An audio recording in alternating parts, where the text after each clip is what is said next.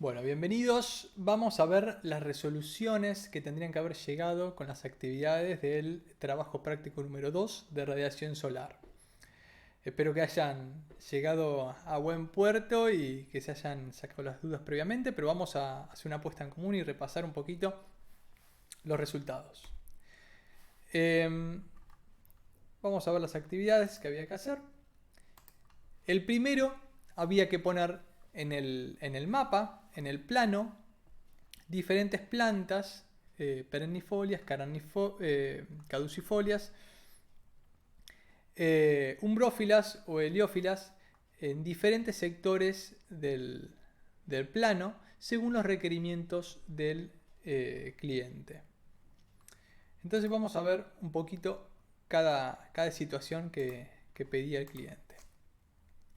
Tenemos el plano y decía, lo primero que quería es que durante el verano haya sombra en el comedor, pero en el invierno entre luz. Entonces esa la habíamos resuelto en la explicación. Era fácil, podríamos pensar en un árbol caducifolio delante del comedor para que en el verano dé sombra y en el invierno pierda las hojas y entre luz. Esa sería la posible respuesta. Luego dice que el living tenga sombra a la tarde todo el año. Tenemos el living, que es este sector de la casa, y dice que tenga sombra a la tarde. Si recordamos, para que tenga sombra a la tarde hay que pensar en una plantación hacia el oeste. Si vemos acá la dirección para donde está el norte, en este terreno tendríamos que pensar en una plantación de árboles por este sector para que tenga sombra a la tarde todo el año. Y si dice todo el año, hay que pensar en una plantación de perennifolio. Por eso esa sería una posible respuesta.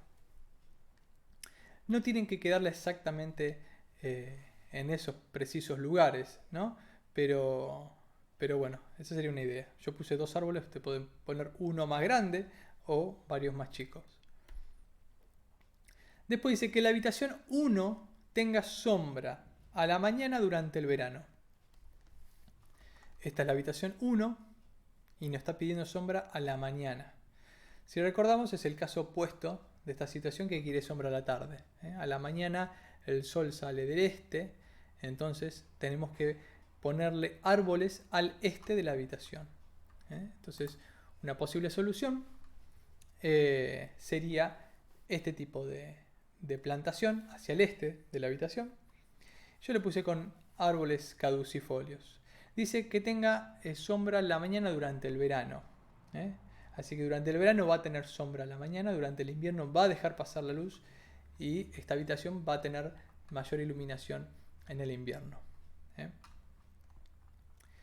Después dice que haya árboles cerca de la pileta, pero que no le den sombra. Tenemos la pileta posicionada en este sector de la casa, la orientación del norte está allá. Entonces lo que podemos pensar es ubicar árboles al sur de la pileta. Si la ubicamos al sur, no vamos a proyectarle sombra en ninguna época del año. Entonces después, ¿qué tipo de plantas queremos poner? Ya dependerá del gusto de ustedes. Son árboles, no le van a dar sombra. Podemos poner algunos perennifolios, otros caducifolios, para evitar, sobre todo, darle sombra al comedor durante el invierno. Después dice que haya varios helechos en todo el lugar donde sea posible. Bueno, en todo lugar donde sea posible, habíamos dicho que son de interior, podemos poner en el interior de la casa, algunos helechos, en el comedor, en el living. Y si queremos poner afuera, ¿dónde pondríamos? En el sector sur de la casa, que es la que va a estar más protegida de la radiación solar. Si ponemos en el porche o en este sector protegida por los muros de la casa, va a tener poca radiación, quizás un poco a la mañana, pero muy poco. Quizás en pleno verano a la mañana les dé un poco de luz, pero este sector de la casa es el más potable para poner helechos en el exterior.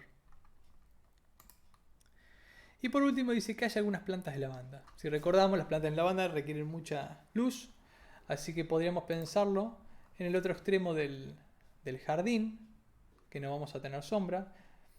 No nos vamos a poner a pensar si al lado de nuestro terreno hay un edificio o no hay nada. Vamos a suponer que no hay nada, entonces recibe plena luz durante todo el año. Así que ese sería un buen sector que escapa de las sombras de los árboles que plantamos previamente. Así que bueno, esta sería un poco la respuesta, una respuesta o mi respuesta a este planteo. La idea es que ustedes integren en sus cabezas todos estos conceptos de hojas perennifolias, caducifolias, de tipos de sombras y momentos en que se dan las sombras y diferentes requerimientos en intensidad por parte de las plantas. Entonces, combinando todos estos conceptos es como podemos llegar a tener una cierta coherencia al momento de diseñar un jardín. Esa era la función de este ejercicio.